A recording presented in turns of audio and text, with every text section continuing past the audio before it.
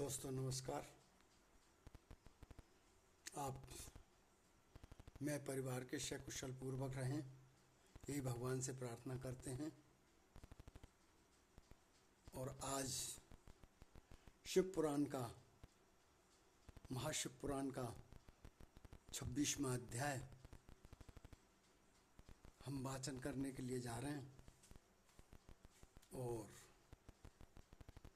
जिसमें भगवान शंकर का जपल तटस्थ तपस्वी ब्राह्मण का रूप धारण करना और पार्वती के आश्रम पर जाना का वाचन करेंगे। और आप प्रेम पूर्वक भगवान शिव का गुणगान और पार्वती का तप अटल प्रतिज्ञा को इस वीडियो के माध्यम से महाशिव पुराण का 26वां अध्याय सुनने को मिलेगा। भगवान शंकर का जटिल तपस्वी ब्राह्मण के रूप में पार्वती के आश्रम पर जाना, उनसे सत्कृत उनकी तपस्या का कारण पूछना तथा पार्वती जी का अपनी सखी विजया से सब कुछ कहलवाना। ब्रह्मा जी कहते हैं, नारद, उन सप्तऋषियों के अपने लोक में चले जाने पर सुंदर लीला करने वाले साक्षात भगवान शंकर ने देवी के तप की परीक्षा लेने का विचार किया।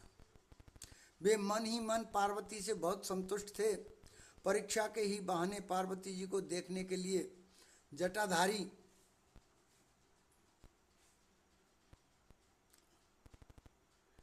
तपस्वी का रूप धारण करके भगवान शंभु उनके वन में गए। अपने तेज से प्रकाशमान अत्यंत बूढ़े ब्राह्मण का रूप धारण करके प्रसन्नचित्त हो वे दंड और छत्र लिए वहां से प्रस्थित हुए।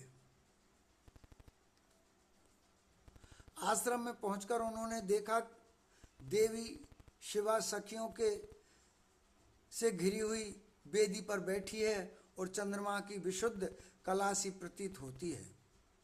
ब्रह्मचारी का स्वरूप धारण किए भक्त वत्सल शंभु पार्वती जी को देखकर प्रतिपूर्वक उनके पास गए। उन अद्भुत तेजस्वी ब्राह्मण देवता को आया देख उस समय देवी शिवा ने समस्त पूजन सामग्रियों द्वारा उनकी पूजा की।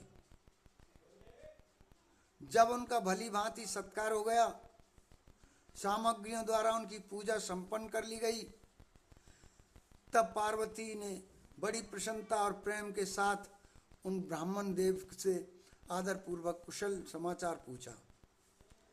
पार्वती बोली, ब्रह्मचारी का स्वरूप धारण करके आए हुए आप कौन हैं और कहाँ से पधारे हैं? वेद वेदताओं में श्रेष्ठ प्रियवर, आप अपने तेज से इस वन को प्रकाशित कर रहे हैं। मैंने जो कुछ पूछा है उसे बतलाइए। ब्राह्मण ने कहा, विचरने वाला वृद्ध ब्राह्मण हूँ, पवित्र बुद्धि, तपस्वी, दूसरों को सुख देने वाला और परोपकारी हूँ, इसमें संशय नहीं है। तुम कौन हो, किसकी पुत्री हो और इस निर्जन मन में किसके लिए ऐसी तपस्या कर रही हो जो पंजे के बल पर खड़े हो तप करने वाले मुनियों के लिए भी दुर्लभ है। तुमने बालिका हो न वृद्ध हो सुंदरी तरुणी जान पड़ती हो, फिर किस लिए पति के बिना इस वन में आकर कठोर तपस्या करती हो? भद्रे, क्या तुम किसी तपस्वी की सहचारिणी तपस्विनी हो? देवी, क्या वह तपस्वी तुम्हारा पालन पोषण नहीं करता जो तुम्हें छोड़कर अन्यत्र चला गया है? बोलो, तुम किसके कुल में उत्पन्न हुई हो? तुम्हारे पिता कौन है और तुम्हारा नाम क्या है? तुम महासौभाग्य रूपा जान पड़ती हो, तुम्हारा तपस्या में अनुराग व्यर्थ है। क्या तुम वेद माता गायत्री हो, लक्ष्मी हो, अथवा क्या सुंदर रूप वाली सरस्वती हो? इन तीनों में तुम कौन हो, यह मैं अनुमान से निश्चय नहीं कर पाता। पार्वती बोली, प्रियवर, न तो मैं वेद माता गायत्री हूँ, न लक्ष्मी हूँ और न सरस्वती हूँ। इस समय मैं हिमाचल की पुत्री हूँ और मेरा नाम पार्वती है। पूर्व काल में, इससे पहले के जन्म में मैं प्रजापति दक्ष की पुत्री थी। उस समय मेरा नाम सती था। एक दिन पिता ने मेरे पति की निंदा की थी, जिससे कुपित हो मैंने योग के द्वारा शरीर को त्याग दिया था। इस जन्म में भी भगवान शिव मुझे मिल गए थे, परंतु भाग्यवश काम को भस्म करके वे मुझे भी छोड़कर चले गए। ब्राह्मण शंकर जी के चले जाने पर मैं बृहद ताप से उद्विग्न हो उठी और तपस्या के लिए दृढ़ निश्चय करके पिता के घर से यहाँ गंगा जी के तट पर चली आई। यहाँ दीर्घ काल तक कठोर तपस्या करके भी मैं अपने प्रण वल्लभ को न पा सकी, इसलिए अग्नि में प्रवेश कर जाना चाहती हूँ। इतने में ही आपको आया देख मैं क्षण भर के लिए ठहर गई। अब आप जाइए। मैं अग्नि प्रवेश करूंगी, क्योंकि भगवान शिव ने मुझे स्वीकार नहीं किया, किंतु जहाँ जहाँ मैं जन्म लूँगी वहाँ वहाँ शिव का ही परिरूप में वर्ण करूँगी। ब्रह्मा जी कहते हैं, नारद, ऐसा कहकर पार्वती उन ब्राह्मण देवता के सामने ही अग्नि में समा गई। यद्यपि ब्राह्मण देव सामने से उन्हें बार बार ऐसा करने से रोक रहे थे, अग्नि में प्रवेश करते ही पार्वती राजकुमारी पार्वती की तपस्या के प्रभाव से वह आग उसी क्षण चंदन पंख के समान शीतल हो गई। क्षण भर उस आग के भीतर रहकर जब पार्वती आकाश में ऊपर की ओर उठने लगी, तब ब्राह्मण रूपधारी शिव ने सहसा हंसते हुए उनसे पुनः पूछा, ओ भद्रे, तुम्हारा तप क्या है? यह कुछ भी मेरी समझ में नहीं आया।